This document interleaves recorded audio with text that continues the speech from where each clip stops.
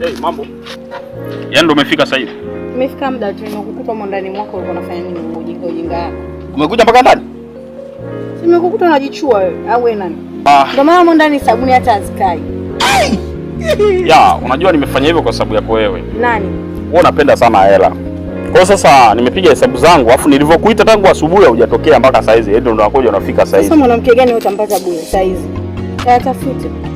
Ndio maana nimejiongeza kwa sababu mimi sina hela.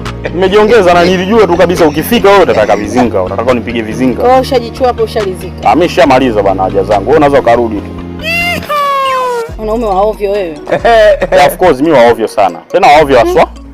Nategemea kama ndio unafanyaga hiyo shughuli. Sasa wewe kila nikikuita show moja tu unataka hela. Kila show unataka hela. Ningefanyaje? Hebu kuvaa kiatu changu wewe ungefanyaje? Sina hela mimi mwenzio. Wewe unaweza karudi tu nyumbani kapumzike huko. Ulikoje? Lipo hivyo. Mimi sio fala kiasi hicho. Wewe mimi fala.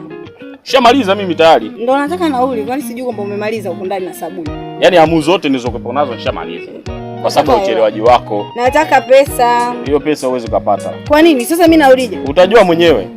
Nenda usifunge. Wewe kila mwanamke gani? Kila ukija unataka hela. Ukija hivyo unataka hela. Nipo zangu geto, achana na mimi bwana. Utajua mwenyewe. Sina hamu na wewe tena.